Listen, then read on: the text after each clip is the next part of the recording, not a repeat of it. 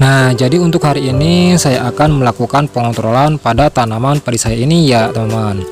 Yang mana untuk melanjutkan video sebelumnya, yaitu bagaimana sih cara kita mengetahui atau memperkirakan jumlah kerusakan pada tanaman padi kita tersebut sebagai salah satu upaya untuk meminimalisir biaya produksi yang dikeluarkan untuk tanaman padi kita ketika dilakukan pengendalian.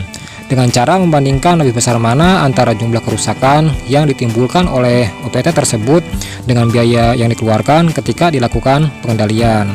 Dan untuk hal ini yang pastinya teman-teman harus melakukan pengontrolan secara langsung seperti ini ya teman-teman, agar teman-teman bisa memperkirakan sehingga bisa membandingkan lebih besar mana antara jumlah kerusakan yang ditimbulkan oleh OPT tersebut dibandingkan dengan jumlah pengeluaran bila dilakukan pengendalian. Dan akhirnya teman-teman bisa menyimpulkan apakah harus dilakukan pengendalian atau belum saatnya dilakukan pengendalian. Ya, intinya ketika teman-teman melakukan pengendalian tidak membuat kantong teman-teman jebol ya. Nah, kurang lebih seperti itu ya teman. Mudah-mudahan bisa teman-teman pahami. Dan untuk usia dari tanaman padi saya ini sekarang sudah berusia 50 hari setelah pindah tanam, dan belum pernah sekalipun dilakukan pengendalian ya teman. Dan itu dikarenakan seperti yang teman-teman lihat sendiri, tidak adanya kerusakan yang signifikan atau kerusakan yang benar-benar terlihat jelas untuk dikhawatirkan. Ada sih kerusakan tapi dalam jumlah kecil ya teman. Ya paling menurut saya itu hanya di kisaran 5% saja. Dan untuk serangan OPT sekarang yaitu hama kupu-kupu ya teman. Tapi itu pun hanya dalam jumlah kecil saja, jadi kerusakannya pun hanya sedikit ya teman. Jadi untuk kesimpulannya menurut saya belum saatnya untuk dilakukan pengendalian. Dikarenakan jika saya melakukan pengendalian sekarang itu hanya akan menguras biaya produksi saja. Itu dikarenakan jumlah pengeluaran pasti akan lebih besar dibandingkan dengan jumlah kerusakannya. Seperti rumus yang ada di dalam video saya yang berikut ini ya teman.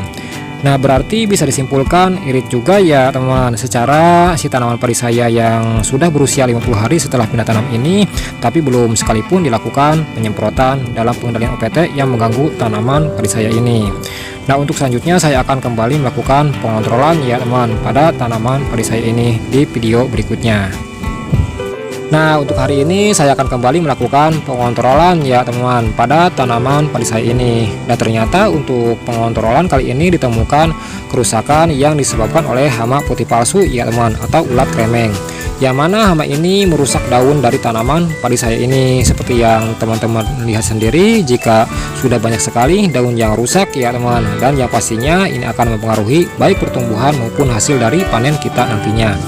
Dan apalagi tanaman padi saya ini sudah memasuki fase bunting ya teman-teman, sehingga ditakutkan akan merusak daun bendera. Dikarenakan daun bendera itu merupakan daun yang sangat penting dalam proses pembuahan. Dikarenakan fungsi daun itu kan sebagai tempat fotosintesis ya teman, yang mana suatu proses pengolahan makanan dari tanaman padi kita tersebut. Nah, bagaimana pertumbuhan tanaman padi kita bisa bagus jika si daunnya itu rusak ya teman. Nah, kurang lebih seperti itu. Dan kerusakan ini bisa dibilang sudah melebihi batas yang seharusnya kita melakukan pengendalian ya teman. Dikarenakan menurut saya jika kerusakannya ini sudah mencapai di angka 50% lebih. Dikarenakan yang seharusnya ketika jumlah kerusakannya baru mencapai angka 20% saja sudah harus dilakukan pengendalian. Tapi ini sudah melebihi angka kisaran yang ditentukan ya teman. Dan seperti yang teman-teman lihat sendiri, sudah banyak sekali daun yang rusak yang diakibatkan oleh hama putih palsu ini. Ini dikarenakan saya telat ya teman dalam melakukan pengontrolannya, dikarenakan saya sibuk yang akhirnya saya telat dalam memperhatikan tanaman padi saya ini. Tapi meskipun begitu, mudah-mudahan ini bisa dijadikan gambaran oleh teman-teman kapan sih harus dilakukan pengendalian atau menyimpulkan belum saatnya untuk dilakukan pengendalian. Asalkan jangan mencontoh keterlambatan saya saja ya teman dalam melakukan pengontrolan untuk tanaman padi teman-teman sendiri. Ya intinya jika sekiranya baik diterima ya teman, tapi jika sekiranya tidak baik yang pastinya harus dibuang jauh-jauh ya teman. Nah, seperti itu. Tapi ada satu hal yang perlu digarisbawahi, jika cara ini tidak bisa digunakan ketika adanya serangan hama penggerek batang ya teman-teman dalam jumlah besar. Apalagi jika serangannya itu ketika tanaman padi kita sudah memasuki fase bunting, yang mana bukan jumlah kerusakan yang diprediksi, melainkan jumlah telur kupu-kupu yang ada pada tanaman padi kita tersebut. Dan untuk lebih jelasnya nanti di lain kesempatan insya Allah saya akan berbagi kembali di video selanjutnya ya teman-teman, dalam memprediksi kapan sih kita harus melakukan tindakan ketika adanya serangan hama penggerek batang agar si tanaman padi kita tersebut bisa terselamatkan atau bisa diminimalisir kerusakannya. Nah kurang lebih seperti itu ya teman-teman.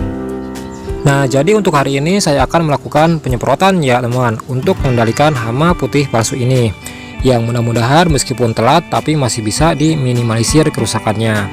Nah yang pertama saya akan menggunakan Antrakol ya teman-teman, dan sebenarnya untuk tujuan pemberian Antrakol ini lebih ke untuk mencegah terjadinya rebah agar si batang dari tanaman padi saya ini lebih kuat karena terbebas dari jamur patogen yang merugikan.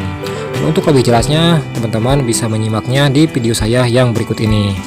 Nah kemudian Gibgrow ya teman, yang mana Gibgrow ini suatu zat perangsang tumbuh agar si tanaman padi saya ini bisa jauh lebih cepat pertumbuhannya. Dan kemudian insektisida sistemik ya teman dengan merek Joker, yang mana untuk mengendalikan hama putih palsu ini.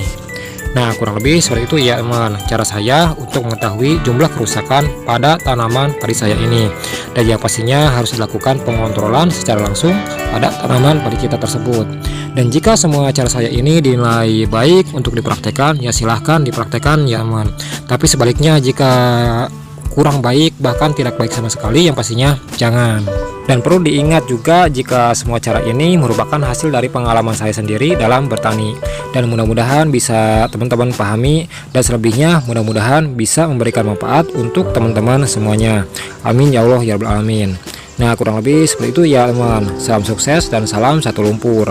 Assalamualaikum warahmatullahi wabarakatuh.